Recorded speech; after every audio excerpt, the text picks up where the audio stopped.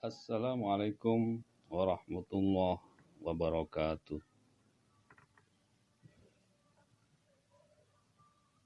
Kemudian perkembangan tasawuf di Indonesia bagian 2 ini, saya akan memperdalam penjelasan tentang ajaran dari para tokoh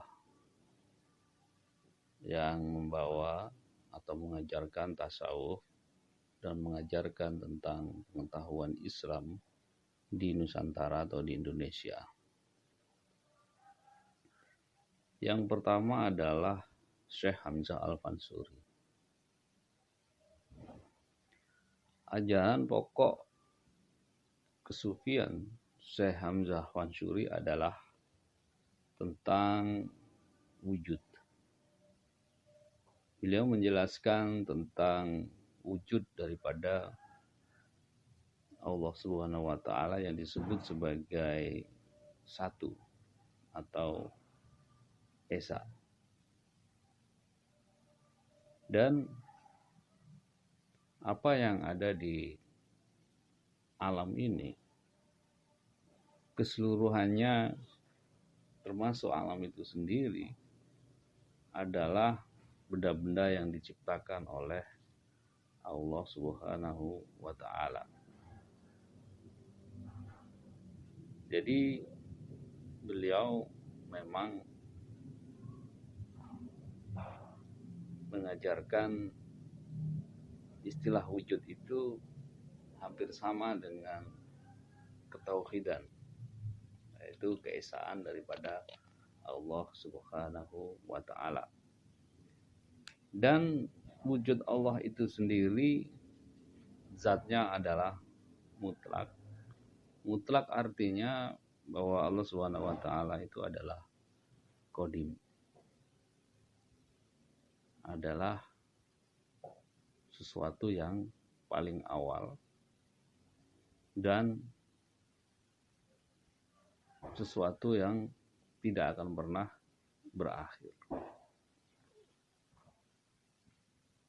Artinya Allah sesuatu yang awal itu artinya Allah Subhanahu wa taala itu adalah yang menciptakan alam semesta ini. Yang mencipta ataupun yang memproses alam ini. Sementara zat Allah sendiri adalah mutlak, la awwala wa la akhir. Bahwa Allah itu tidak ada permulaan dan tidak ada keakhiran. Dan tidak akan berakhir. Ini yang disebut sebagai mukhalafatul lil hawadits, bahwa Allah Subhanahu wa taala karena esa maka berbeda dengan apa yang dia ciptakan. Maka dalam halakoh-halakohnya beliau banyak menjelaskan tentang hakikat juga, selain daripada wujud juga menjelaskan tentang hakikat Allah Subhanahu wa taala sebagaimana sudah saya jelaskan tadi, yaitu menjelaskan tentang kemutlakan Allah Subhanahu wa taala dan juga menjelaskan posisi manusia sebagai abdun, yaitu sebagai yang diciptakan dan sebagai hamba yang memiliki kewajiban untuk menyembah kepada Allah Subhanahu wa taala, karena dengan beribadah yang kuat maka manusia akan menjadi manusia yang sempurna atau biasa disebut juga dengan insan kamil. Karena manusia yang disebut sebagai insan kamil adalah orang yang sedikit lalainya. Qalilatu ghaflati, sedikit daripada kelalaiannya, dan banyak atau sebagian besar hidupnya adalah untuk mengingat Allah Subhanahu wa taala. Kemudian yang kedua adalah ajaran dari Syekh Nuruddin Ar-Ranili. Ajaran yang utama daripada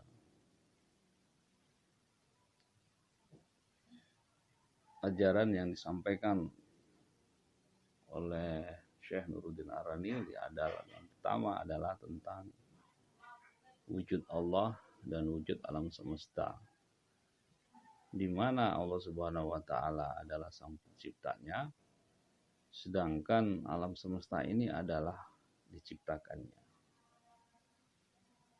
Oleh karenanya manusia yang ada di dalam bagian alam semesta ini maka harus memenuhi batinnya kepada sang pencipta. Maka di dalam hal ini hakikat yang diajarkan oleh beliau itu adalah memenuhi batin dengan Allah Subhanahu wa taala. Kemudian tentang wujudiyah. Wujudiyah sebagaimana para sufi lain yaitu menggunakan istilah wahdah al-wujud. Yang dimaksud dengan wujudiyah atau al-wahdah al-wujud yaitu kemanunggalan Allah Subhanahu wa taala. Kemanunggalan Allah Subhanahu wa taala dengan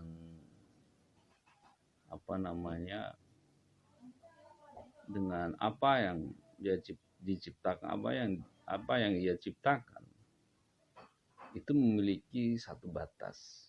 Batasnya apa? Batasnya adalah bahwa Allah sang pencipta berbeda dengan alam atau sesuatu yang diciptakannya.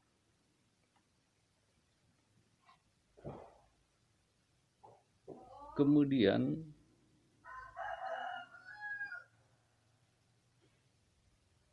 beliau juga menekankan bahwa kedua hal harus diperkuat, yaitu antara syariat dan hakikat. Maka beliau menentang keras bahwa hakikat dengan syariat itu terpisah. Maka seseorang pada dasarnya ketika ingin mencapai kepada posisi hakikat, maka seseorang harus menyempurnakan syariatnya.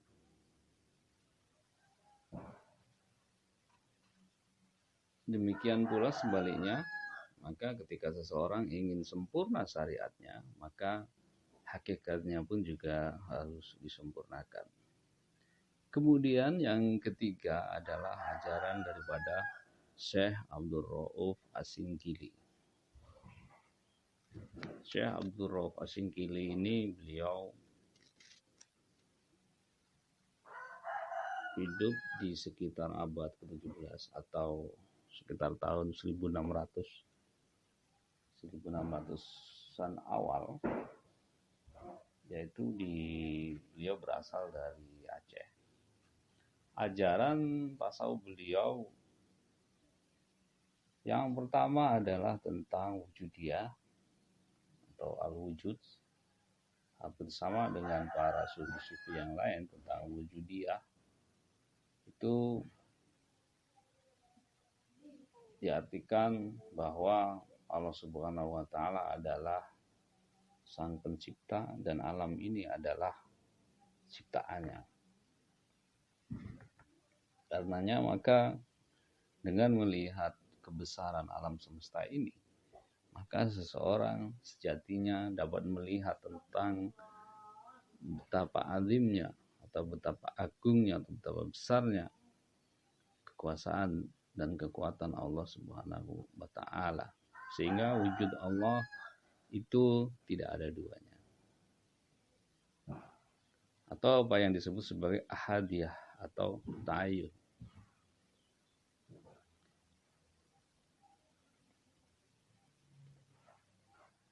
Dan kemudian ajaran sufi yang keempat adalah ajaran Syekh Yusuf Al-Makassari, di mana beliau hidup sekitar tahun 1630-an. Di antara ajaran yang pokok dari beliau itu adalah penguatan dari syariat dan juga penguatan daripada hakikat. Beliau menyebut syariat itu sebagai lahir atau lahiriah, dan menyebut hakikat itu sebagai batin atau sebagai batiniah. Sehingga keduanya beliau sebut dengan istilah al-ihatah atau yang meliputi, atau al-ma'iyah, kebersamaan atau kesertaan. Dan beliau menjelaskan juga bahwa di dalam proses spiritual manusia mengalami satu perubahan itu terjadi secara perlahan. Jadi peningkatan itu terjadi karena amaliyah yang baik daripada syariat itu, maka kemudian akan mencapailah seseorang itu kepada tingkatan batiniah atau apa yang disebut sebagai hakikat. Maka ketika seseorang sempurna keduanya, maka dia akan mencapai tingkatan yang tinggi di sisi Allah Subhanahu wa taala.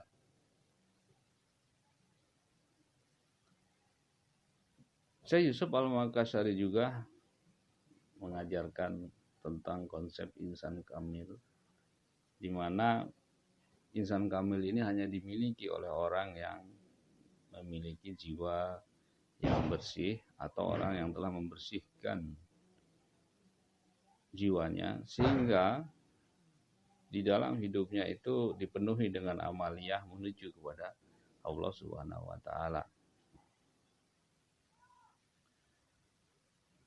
Dan insan kamil ini dijelaskan pula dengan sebutan-sebutan lain, seperti sebutan akhyar. Akhyar itu adalah orang-orang yang terpilih, dari kata mukhtarun. Orang-orang yang dipilih karena memiliki ibadah syariat yang sangat kuat. Dia memperbanyak salatnya, puasanya, membaca Al-Qur'annya, kemudian amaliyah-amaliyah yang lain, dan menyempurnakan hajinya, dan juga memenuhi kehidupannya untuk pengetahuan dan untuk agama daripada Allah Subhanahu wa taala. Karenanya dia menjadi dekat dan posisinya, derajatnya berangsur naik sehingga mencapai tingkatan hakikat, dan itu disebut sebagai insan kamil. Dan juga beliau mengajarkan amalan-amalan yang bersifat az-zikriyah. Artinya berzikir itu adalah menjadi amalan pokok untuk membersihkan lahiriah dan untuk penyempurnaan batiniah. Dan kemudian adalah ajaran tasawuf daripada Syekh Nawawi Al-Bantani. Syekh Nawawi Al-Bantani, beliau hidup sekitar tahun 1879 Masehi. Dan ajaran pokok daripada Syekh Nawawi Al-Bantani singkatnya adalah beliau mengumpamakan bahwa kehidupan ini adalah sebagai suatu perjalanan, sebagaimana seseorang berjalan atau berlayar dari pelabuhan menuju kepada pelabuhan yang lain sebagai tujuan. Maka di dalam perjalanannya itu orang-orang mempersiapkan diri dengan mencari intan, agar ketika sampai pada pelabuhan tujuan, pada dermaga tujuan, maka intan itu bisa dipergunakan untuk perjalanan selanjutnya. Dan intan itu dianggap sebagai sebuah amal soleh, sebagai amal ibadah manusia yang perlu atau wajib dikumpulkan di dalam perjalanannya guna untuk mencapai perjalanan selanjutnya. Oleh karenanya